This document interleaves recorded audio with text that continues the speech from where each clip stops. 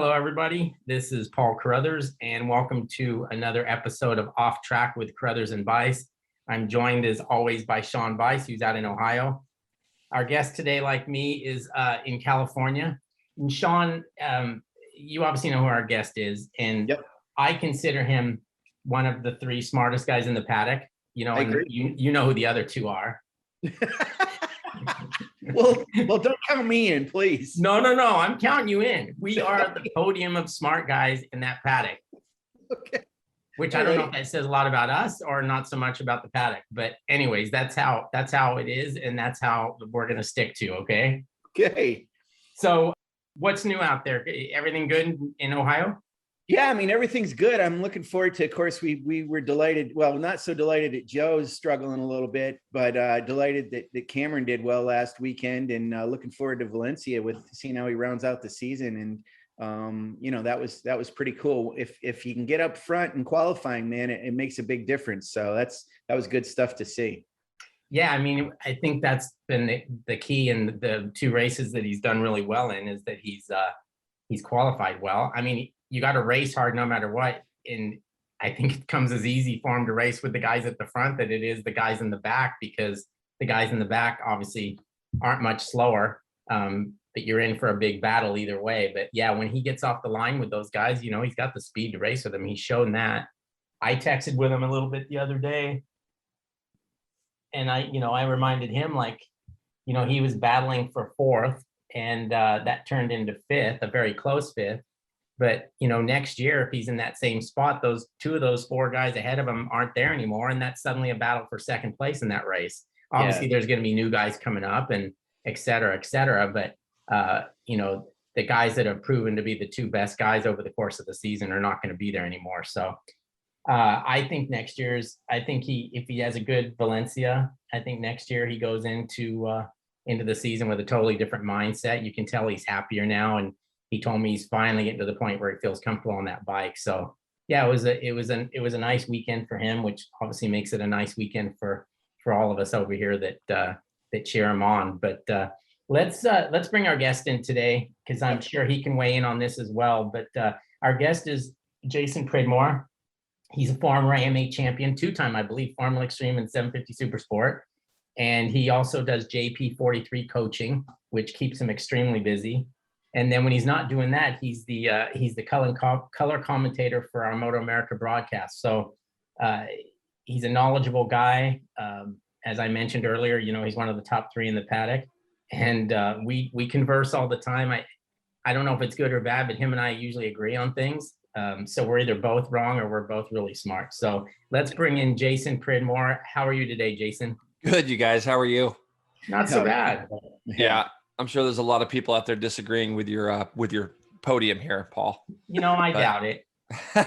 Yeah, you doubt it. All right, fair enough. And you know what? If they doubt us, then they're stupid. Yeah, well, I guess that's a good way of looking at it. I suppose. Yes. So let's start off. We were talking about Cameron. I mean, you're obviously following his path over there, and it's been a bit of a struggle. But as I said, he's starting to feel comfortable, and when he's comfortable, we all know what he's capable of. So it's kind of cool to watch now. Yeah, the little bit that I talked to him, and even Jake Zemke, who kind of handles Cam and helps him out going over there at times, he's just been struggling a little bit with that front end feel. It's so key. It's such an important ingredient for riders to have that. And he's had a couple slip offs, as we've seen, some low sides that seem pretty pedestrian. Like, they don't seem like they're that big of a deal. In fact, even at Coda, he had a big front end slide probably on lap 4 or 5, and he held it together, which was good, and still was able to bring the bike home there. And I think now with a year under his belt, and this race at Portimao really for me was kind of his shining moment of the year so far. I think having the fastest lap of the Grand Prix was important. And like you said, it just goes to show qualifying in Moto2 and MotoGP is so crucial, because it's so hard to get to the front. In Moto3, those guys can qualify 15th, 16th, 17th, because there's so many of them in a pack. They can draft up to the front a lot of times, but your work's really cut out for you if you get to row 4 further back in that Moto2 class, it seems. So, Cam got off the line well and put a great race together. Have you had the chance to ride a Moto2 bike? Funny enough, I have. Yeah, I rode I rode one of Sam Lowe's old bikes. Actually at Chuckwalla, there was a member out there who actually bought his old bike. And oh God, what is it? Probably about 2 or 3 years ago now. Alex Lowe's actually came out here, and we both got to ride Sam's Moto 2 bike, which was kind of fun. Completely different though. Like that prototype chassis, you could definitely feel a really big difference between, the production bikes and things that I'm used to riding. Yeah, and that's what he said was one of his biggest struggles was the feeling of it was just so different because it's so stiff, and obviously he doesn't have the electronics that he was used to here too. And he told us on the podcast a couple of weeks ago that he thinks it's probably an easier transition for somebody like Sean Dillon Kelly to go to that bike from a Supersport 600 than it is to go from a full super bike with all the assistance that you have and that you get used to. Well, I agree, because if you were to put Cam on an R6 back here, it's still a production bike, and he basically would treat it as a toy, like when you come from Right. something bigger to smaller. And I think with the Moto 2 bike, there's a different set of parameters because of the way it turns and because of the way it handles and the rigidity of the chassis and some of those things.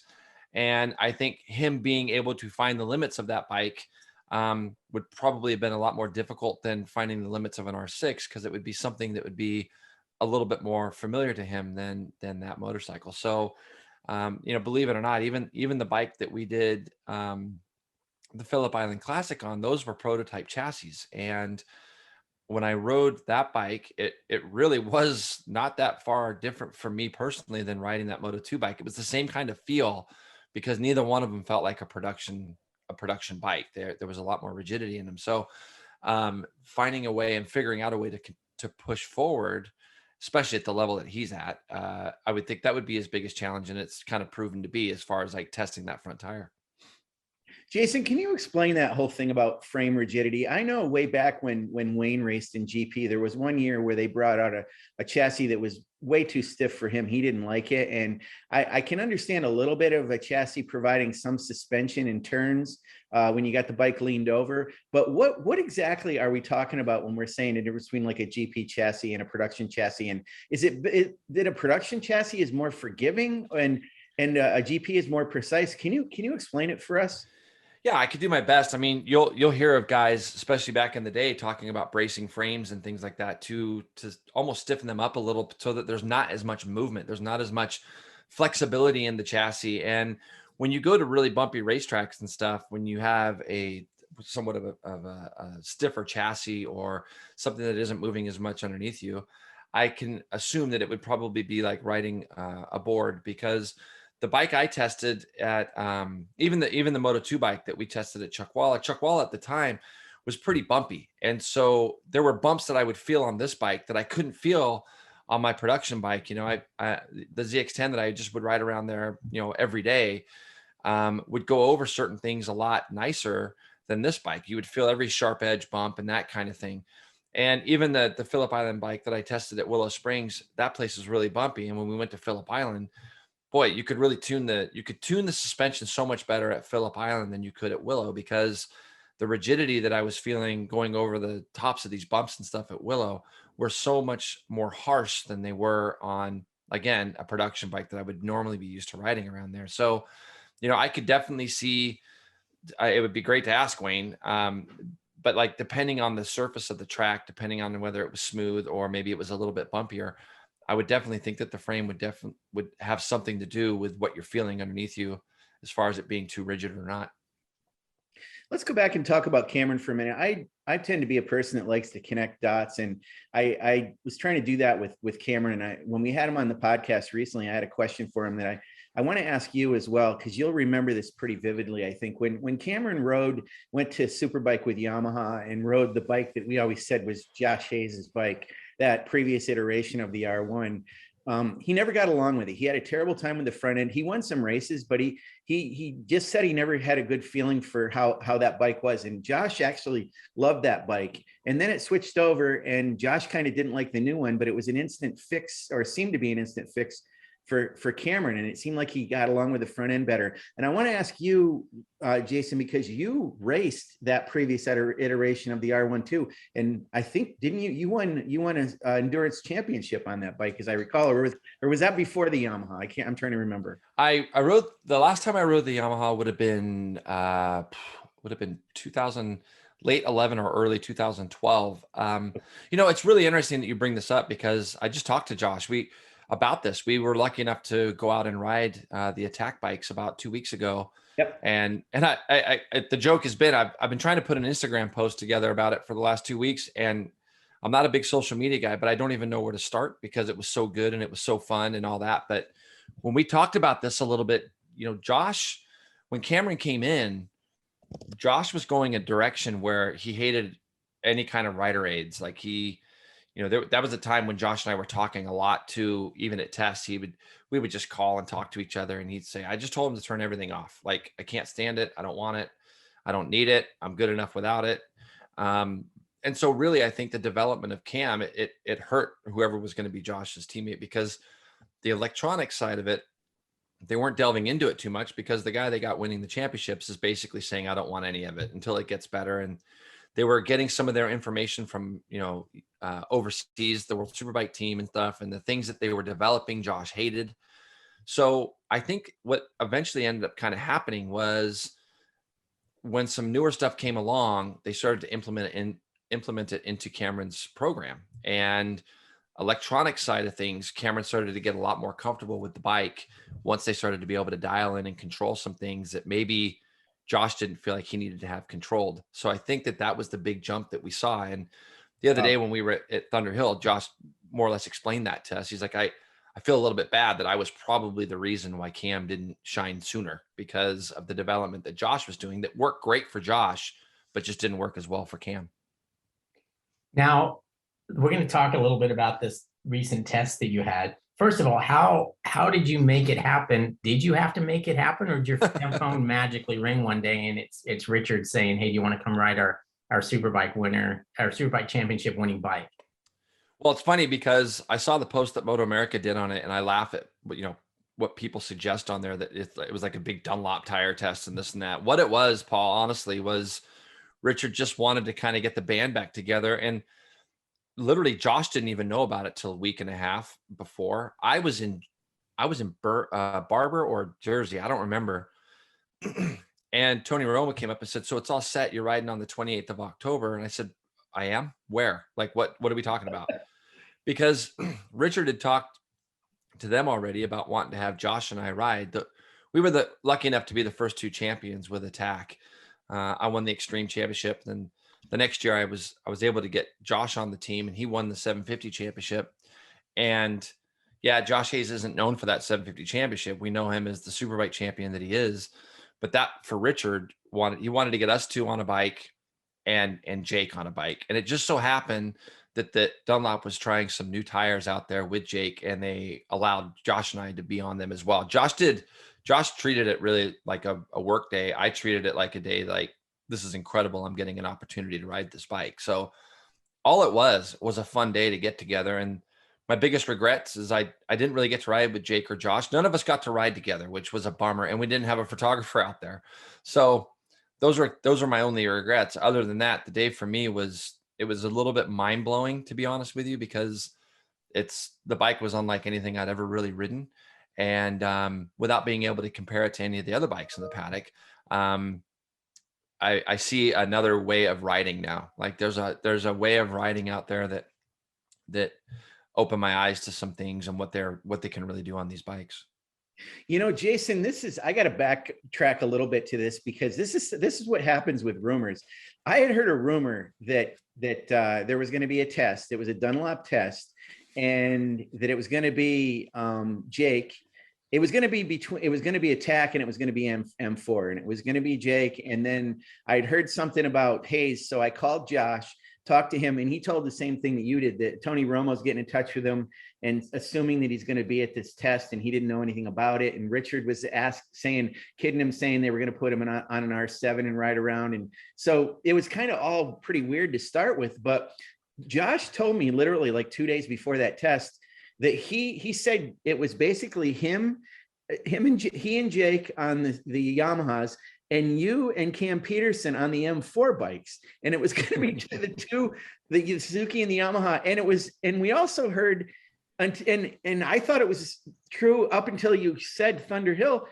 I thought it was at Buttonwillow. Were you at Thunder Did I say Thunder Hill? It was Oh, Buttonwillow. okay. Sorry. No, that's one Yeah, of the it was- rare mistakes that Jason will make today. Well, He did make that mistake. I did.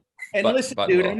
I'm not trying to call you out on it. I just thought, because I listen and believe everything you tell me. I thought we had that wrong too. So Nope. anyway, we heard all this stuff, and then we saw the photo, and the caption. I did the caption for the photo, and of course I'm looking at it and I'm going, oh, it's Richard's boys all together again. So the caption is about that, and we got ripped by so many comments about saying, well, you're not saying anything about Hayes being a 4-time Superbike champion. I know. I saw him. And I said, I also didn't mention about Jason's other championship and also his endurance stuff too. So it wasn't supposed to be a resume thing. But anyway, so none of that was true. So, none of that was true in the fact that, so Cam Peterson wasn't there on. He was there on the M4 bike. Okay. Yes, Okay. he was. Cam was there on the M4 bike. He had come from Chuckwalla the day before. He rode a little bit at Chuckwalla the day before, and then he came over to Buttonwillow and rode over there with us. So there was only 4 of us there riding. It was just the 4 of us. And when we show up, Attack had a garage, and they unbelievable to me, threw a number on a bike, like my number on a bike, and it was fun because Richard and I have a great relationship. We always have. I've enjoyed watching him and the success that he's gained. Having a guy like that in the paddock is so crucial because, he's kind of MotoGP smart to me, engineer wise, like the way he thinks about things, the way he goes about things, how everything is done perfect. I got a photo of him changing the tire on my bike, and I'm like, I got to post this. But I've got a couple of pictures from the day, and I'm like, where do I start? And where do I start with this? But yeah, he was changing my tires, and they wanted to throw changes at the bike. And I'm like, you guys, listen, let me just ride the thing because, they wanted to change a rear spring. I was having a couple little problems in a couple spots, and they're like, oh, we can fix it. And I'm like, you know what? Just let me ride it. You don't need to touch it. Don't even change a thing on the bike. And I literally just enjoyed my day. Yeah, but Jason, here's the thing. Now, don't be humble about this. And I know you're going to try to be, but this is what I heard. And I want this to be a factual thing. He heard you were only 2 seconds off of Jake Gagne, and Hayes was actually even quicker. He was only like a second or so off. Is that true? Yeah. At the end of the day, I was 2.5. Wow. I was 2.5 seconds off of Jake, and Cameron and Josh were both 1.2 up the road from me. So they were, they were like 1.2 seconds quicker than me.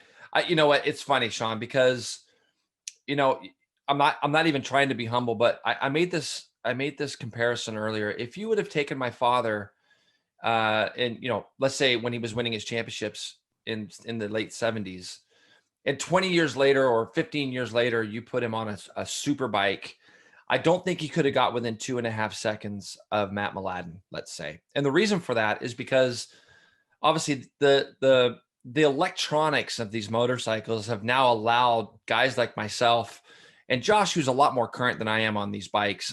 It was great because Josh and I had a 2-hour-long conversation. Just when we left the track, we were like 2 teenage girls. We got on the phone together and talked for 2 hours while we were driving. But he's a lot more current. So I had questions even for him. But the electronics have made it to where, a guy at my age who hasn't been on a bike like that ever really, it makes it easier for you to do those lap times. I'm not saying that to be humble. To get within 2.5 seconds of kind of the guy is for me was incredible. And it would have been great to have another day or two on it to kind of see what you could get out of it. The track was a bit dirty that day too. And I think, obviously I think everybody would have maybe gone a second quicker had the track been a little bit better that day, but including Jake, obviously. But I really do believe that that's why careers can last longer in our sport now, probably more than ever, because it's a safer sport now because the bikes are better and the technology is there. So there's no knock on the guys from the late 70s that wouldn't be able to go the times of guys 20 years later in the 90s. Whereas now I feel like that's much easier to do. Jason, let's talk a little bit about this past season of MotoAmerica racing. I know you and I have had this discussion before. Neither of us saw, this is a good segue from riding with Jake Gagne, but this nobody could see, or at least you and I didn't see this coming. I mean, I think we both felt pretty much the same, that we thought there'd be 5 guys winning a couple of races here and there. Whoever screwed up the least amount of times would end up being Superbike champion. And that completely spun around on us, and Jake Gagne completely dominated the season.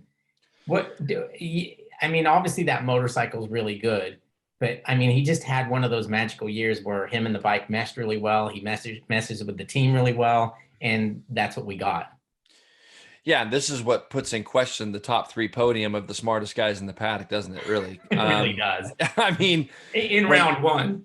In round one, yeah. When we went to COTA, and it's funny because we do that, don't we, Paul? We have discussions about things or how things might turn out. I think that when Loris Baz got signed over here on that bike, knowing what we've seen it kind of do around the world, you got to remember that motorcycle in 19 was the most dominant bike World Superbike had seen in a long time, in the sense right out of the box. Batista just was incredible. And he, in my opinion, just kind of choked that championship away. And so when we saw a guy of Loris Baz's stature coming over here, getting on that bike after what we saw Zanetti do on it, I mean, I would have lost everything I own had you told me that Baz was not going to win one race. Right. And I think that kind of goes without saying for most of the paddock. Mm-hmm. That said, I was at COTA, and I know I'm sure Greg still has the text, because in the second session at COTA, we got there a little bit late that morning. And the second session, I remember it being really cold, and I was the only one out watching on the track because there wasn't really anybody there. And I text Greg immediately, Jake's made a step, because I could see some of the things that he was doing on the bike that looked more natural to me, and he was quick. And I thought, Baz was out there putting in a ton of laps, but I could see Jake had worked on something. And I text Greg right away that he had made a step. I didn't see him winning as many. What did he win? 18 races or 19 races or something? Yeah. I didn't see that coming. No. I don't think any of us did. I thought Matthew, unfortunately, he had the best year that we've seen from him. And Gagne was just that much better this year. Cause I thought Skoltz rode really, really super well this year, a lot more consistency and so on. But Jake just kind of had one of those seasons where everything clicked. And once he started, it almost seemed easy for him. Yeah, it's funny how you obviously look at things differently than I do, as far as you're out on the track and you're watching somebody on the motorcycle, because you have a better background and you can see more things than obviously I can see. But I tend to look at like the human side of it a little bit more. And I saw a difference in Jake, just the person at COTA Test, not necessarily the first day, but by the time we left there, you could just see that like he had that look in his eye, like, holy crap, this is like, we can make this happen, I think though, as a journalist, Paul, you get to know these guys a lot closer. Like you're in a lot more contact with these guys over the course of your career, like doing the journalist stuff, to where you get to kind of know people on that level, and you can see a change in them. And that's probably what you noticed with him. Yeah, it was just, it's just that air of confidence. And I, and right away, one of the first things he told me, or one of the first things that he was talking about to me, with the difference between, one year to the next. And he always mentioned John Cornwell. Mm-hmm. And I think that was a huge key, because I think they worked really well together. And you've had good crew chiefs, and I'm sure you've had bad crew chiefs, but the good ones are able to bring some more confidence to your program and make you feel like, you can worry about yourself, and he's going to worry about everything else. It's funny you say that, because John was out there at the test we did. And the thing that's really important to me is when you are talking to somebody about a change or whatever you want to do. And like I said, I didn't make any changes, but John was so ready to make changes on my bike. And when he looks at you, he looks at you dead in the eye, and he's really trying to get the information out of you. And he's looking at you like he's very, very intrigued and interested in what you have to say. I mean, to the point where, like, I apologized to the Dunlop guys because they wanted me to go out and test tires. And the tires, to me, that they were just an extension of the motorcycle, because I knew the tires were going to be good, but there was so much else for me to get used to.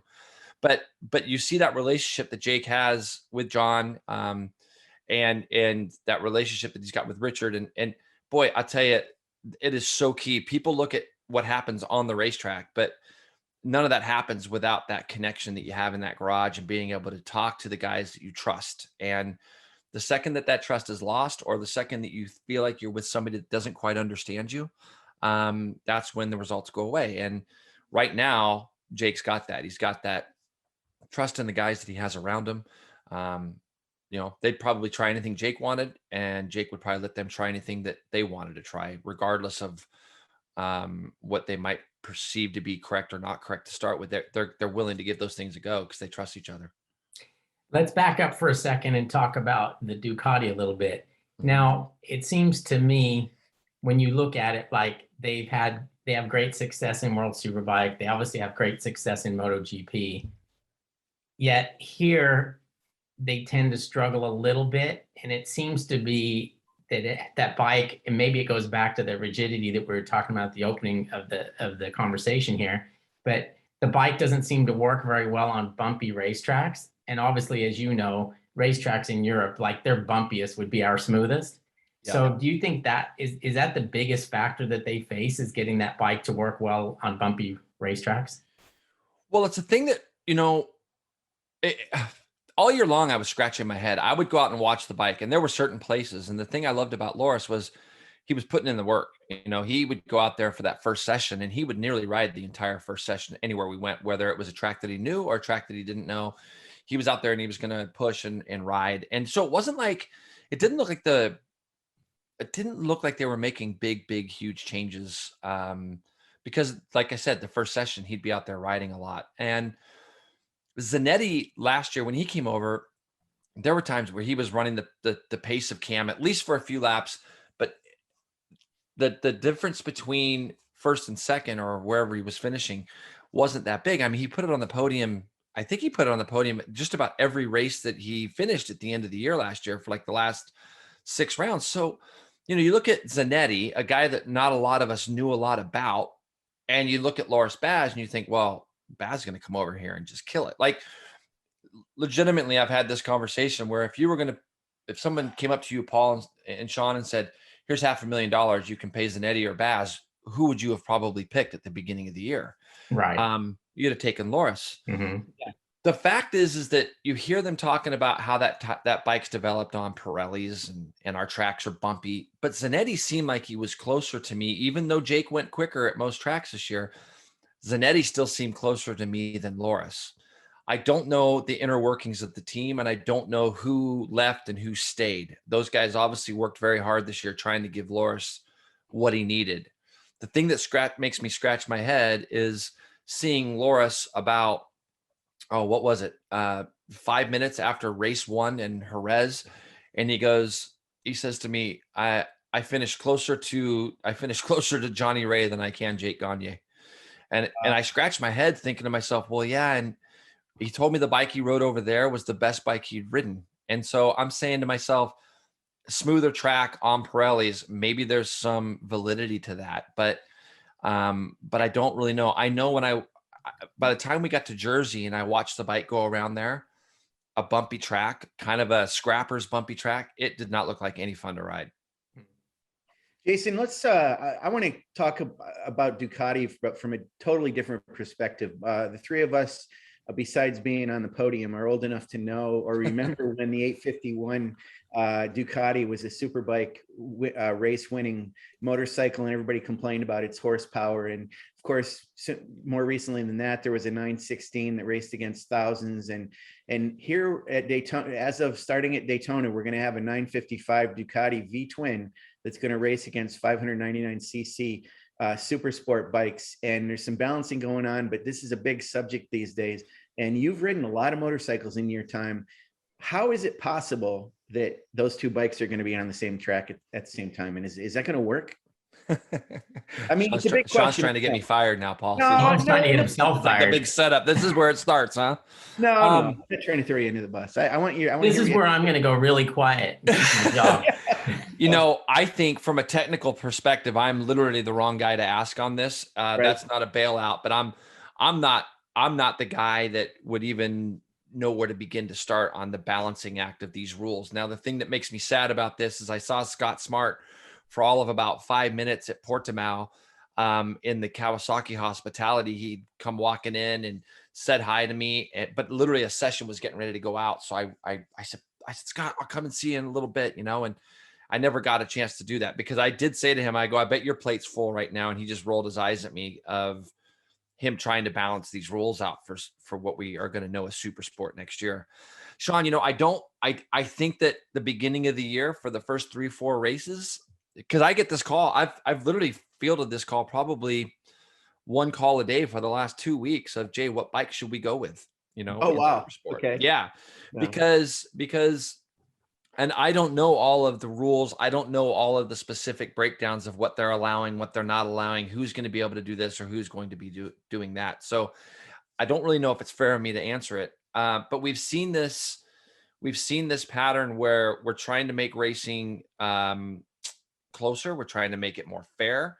We want to get more manufacturers involved. So this is going to allow Ducati and Triumph and MV and some of these other manufacturers to get involved in a class that was kind of getting a little bit. We had 2 bikes basically running around out there with the Yamaha, Kawasaki, and the Suzuki, but we really only had 2 Suzukis. There wasn't like a bunch of privateers were going out and buying Suzukis and trying to run them.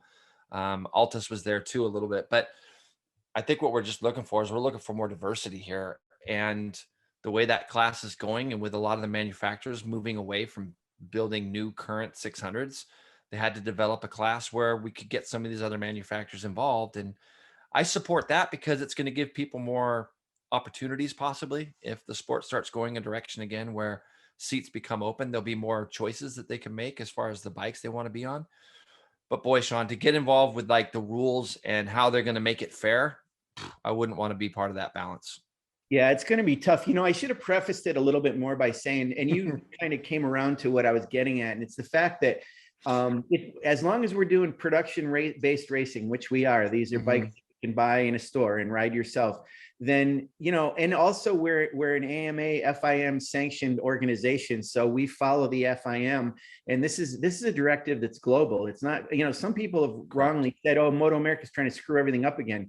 We're following the world on this, and they've already been doing it in British Superbikes. So I have faith that it's going to work. And to what you were saying, Jason, that middleweight class Supersport has always been a gem in our series, and it's changed. Heck, we've had all kinds of things over the years, the Formula Extreme bikes that were 600 based, and, we had Supersport that were a little different than they are now. And some of the tracks, we've still got lap times that are lap records that are owned by JD Beach and Garrett Gerloff. And, maybe that's going to change this year because we're unleashing a little bit more, not quite as much according to Teague. But the fact is, I think it's going to add a lot more life into that class that we want to have, because gosh, seeing what's been going on over the past couple of years with Richie and Sean and all that has been really absolutely amazing theater. And I know you've enjoyed it too. Yeah, and I think that when you look at the state of MotoGP right now, there's legitimately, what was it? KTM, Suzuki, Yamaha, Ducati, they all won last year. All those and you want to see the more manufacturers can win, the more they'll stay involved. And for me, MotoAmerica has come from this spot 6 years ago.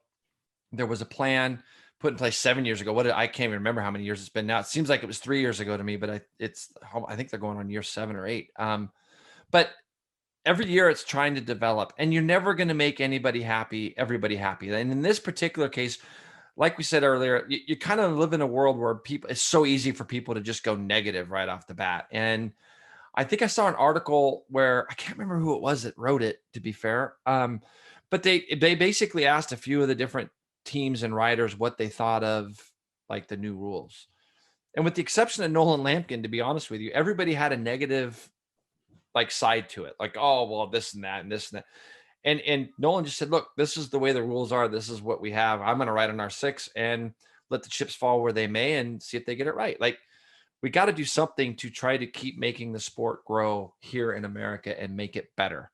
And I don't know how this is going to hurt that. Like, we had 2 guys the last 2 years kind of run away with this. Yep, we've seen Lockoff do amazing last year. He kind of threw his name in there. Benjamin Smith threw his name in there. But for the most part, it's been two guys going back and forth. Great racing.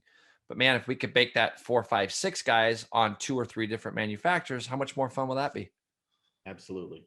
Yeah. Yeah, and what gives me a little more hope is that I remember, I don't recall the year, but the first year that we had Junior Cup and we were doing that balancing early in the season between the different manufacturers. I mean, I remember standing on the pit wall there at VIR where they come past, and they're leaned over heading towards what's I think they call turn 2, but it feels like turn 1.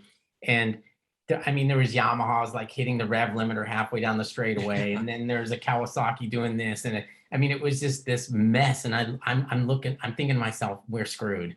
Yeah. Right. Like, what are we going to do here? We got to fix this like in practice sessions. And you know what? It wasn't perfect by race time, but it was a hell of a lot better. I mean, there weren't rev limiters going off halfway down the straightaway, and they got things sorted out, and guys had different gearing, and it all sort of worked out. And you can see Junior Cup. I mean, okay, the last couple of years it's turned into a Kawasaki thing, but there are Yamahas, et cetera. But I think having the FIM to lean on in this situation is a huge deal. Like you said, Scott Smart is going to have his hands full, but they'll get through it and they'll pass that information on to us, and we may have to make some tweaks of our own. But I think, and like you said, I mean, it's just basically time for us to make a change. Even, we have to think, we can't just think of this year. We're going to think 2, 3, 4, 5 years down the road. And I think if you look at it in that way, then I think it'll be successful and everything. Everybody will quit bitching about it and go back to racing motorcycles. Yeah. No matter what, if you're not winning, there's always a reason. And for the most part, we live in a world again where especially here in America, people will look at it and go, "Oh, MotoAmerica's screwing up. They changed all the rules." Yeah, but we're following along the lines, like you said, of it being a global thing. Like when you even hear people talk about COVID and things, they treat it like it's an American only thing. It's like, no, this is a kind of a worldwide thing that's been going on. It's not just America, right? So the thing is that when you look at what we're trying to do, they're trying to create diversity. They're trying to get more manufacturers involved. And I was with you, Paul. I mean, I remember, I think it was the first race in Atlanta, and little Alex Dumas was on that KTM, and he just split. And you could tell there was a distinct advantage there that was going on with that bike. And so they had to do something to try to make the rules, closer. And they did. They added weight. They did this and that. The funny thing that you say even about the Junior Cup is that when you watch the Supersport World Championship 300 class from overseas, the Yamahas are really competitive over there. And we've just not been able to get that diversity over here with the Yamaha. We haven't been able to get anybody or enough of those Yamahas on the grid to try to see if they can really be competitive with the bikes that we've been, but with the KTM and the Kawasaki. This is a perfect segue to this other question I've got for you, Jason. Here's another tough one coming. I'll warn you about it. So great. Hey, I wouldn't ask. There are only certain people I'd ask this to, and you happen to be one of the guys because you're a thoughtful guy and you've got a lot of breadth of experience. So I'm going to preface this a little bit with the fact that, first of all, they say that the human brain isn't fully developed until you're 25 years old. Now, for some of us, it still hasn't fully developed. I'm speaking to myself, of course. But aside from that, we applaud and praise when we hear about young riders and we say, "Hey, when did you start riding?" Or racers, it's the first question we ask anybody. They say 6. I was on my first bike. I raced when I was 7, or I was on a PW and I was 5 or something like that. So we always are all about this starting off young. We've got a mini cup series. We've got Junior Cup. Obviously, this idea of getting started in the sport early is important to understand the skill, develop skills. And lately we've had this whole thing about, are these riders around the world too young to race? And I think you know where I'm headed with this. It's kind of a global question.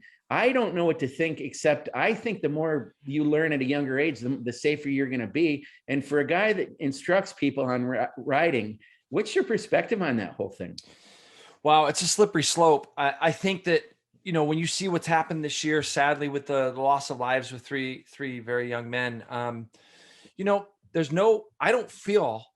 really honestly could say this, and I've sat and thought about it for so long. I don't know how you make it much safer than it is. Now, have we been lucky the last, 8-10 years? Because Moto3 and World Supersport 300 haven't really changed. You've had these gigantic packs of riders of 20 riders at some places, 22. I remember there was a race at Magello that I always go back to, probably 3 years ago, where legitimately the whole pack was together for 3/4 of the race. Like from first to last place at Magello, you just had this gigantic pack of guys. And you kind of sit there and you think, have we been lucky? And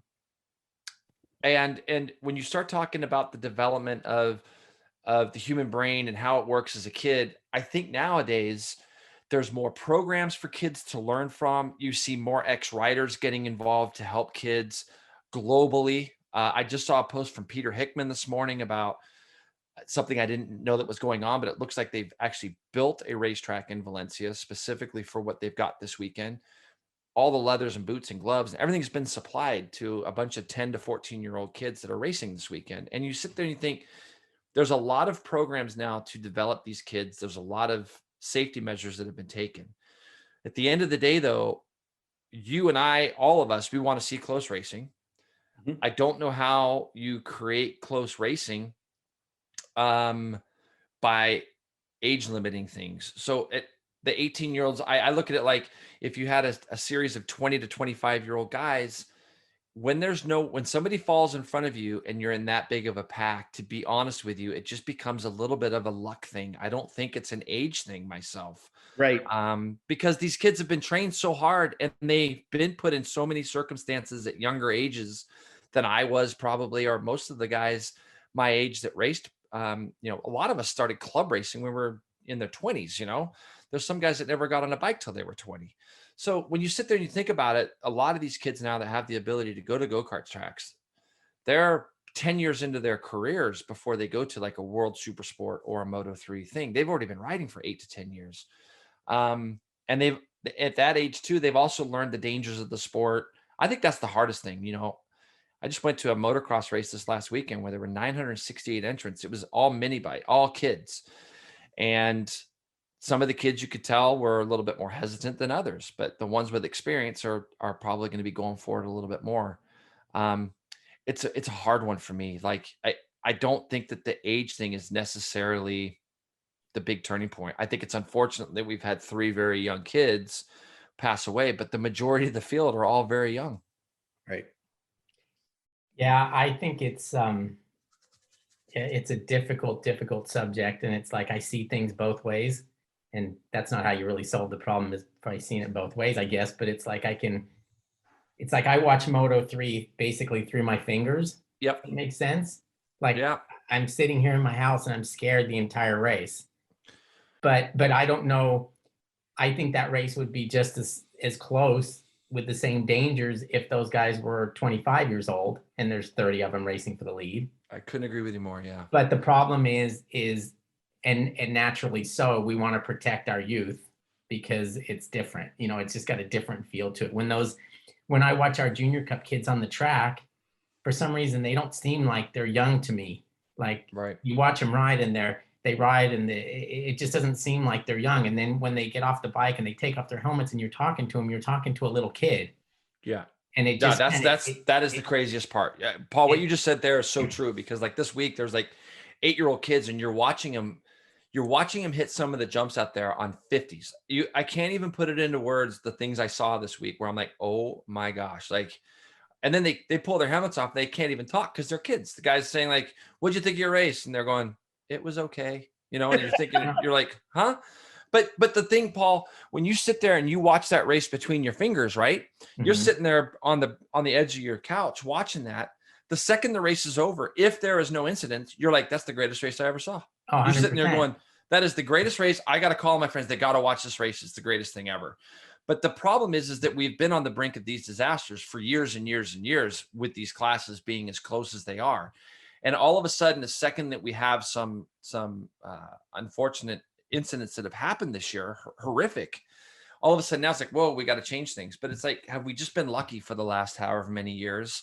And the fact that we've unfortunately had 3 this year that were very, very well documented. The the thing like the Vinales accident at Jerez, I was there for that one. And the biggest problem is that, and tell me how you fix this. He was at the back end of the first group that was 12, 14 riders deep. He was at the back end. So he was probably 12th, 13th out of the 14th. Him and another guy got together. He fell. Well, the next big group of, say, 15 riders were about a second and a half behind them as they exited turn 1 at Jerez. It wasn't even down a big main straightaway. Mhm. But the problem is the first two guys of that second pack saw him. But then you got 14 guys behind you with their heads down that didn't see him. So that's the problem.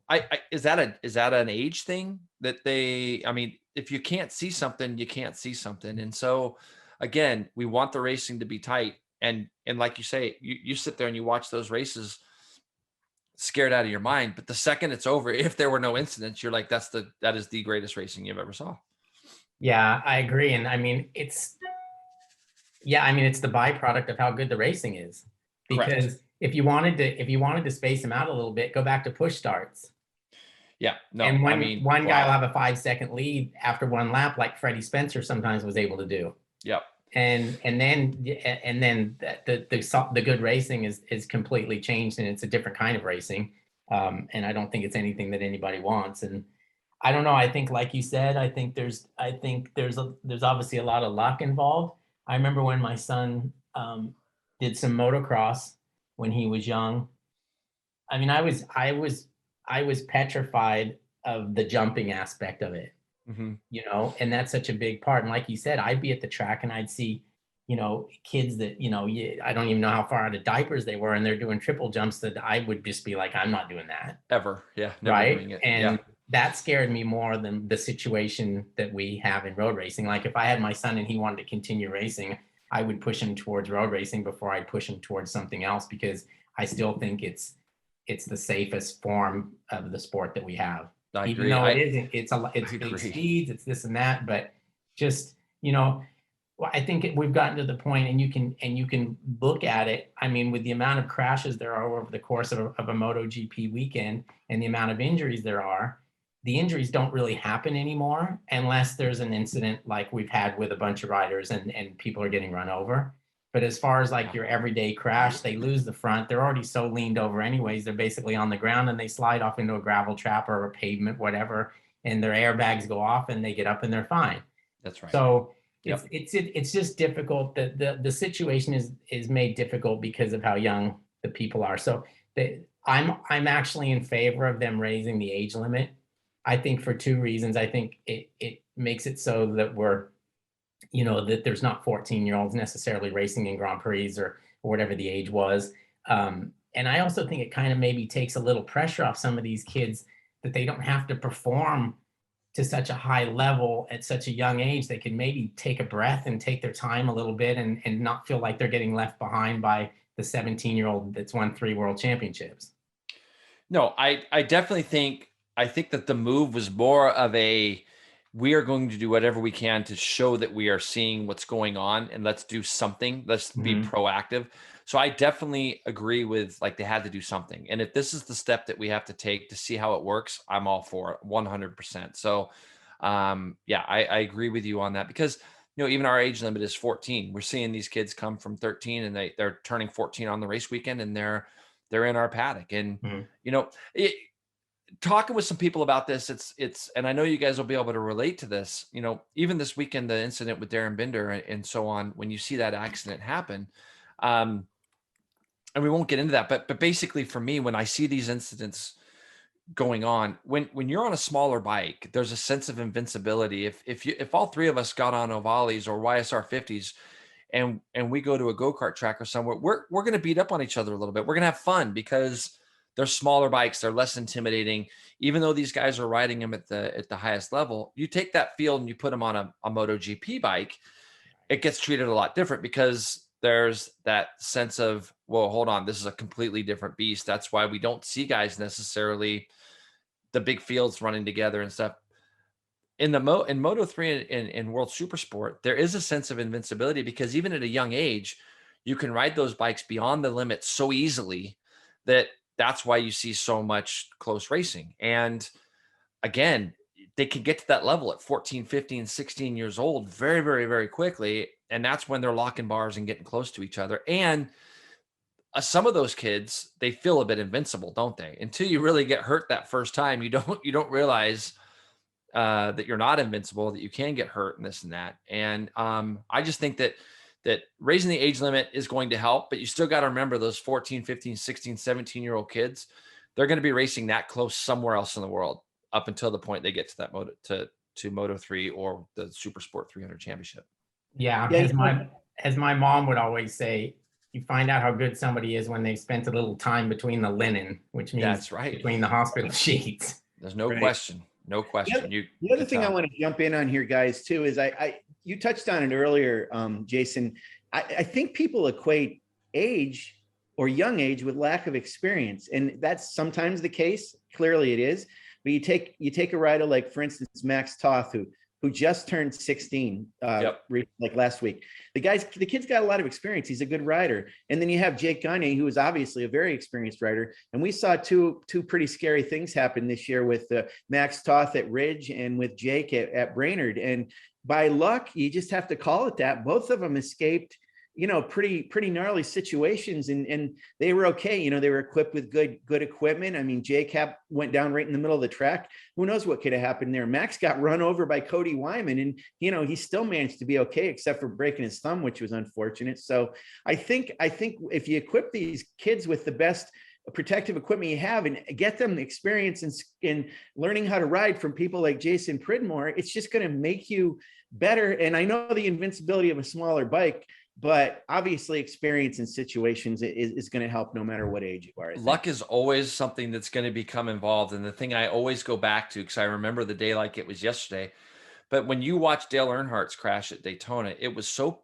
nothing. It didn't look, I mean, you've seen 5,000 accidents that look 10,000 times worse than that one.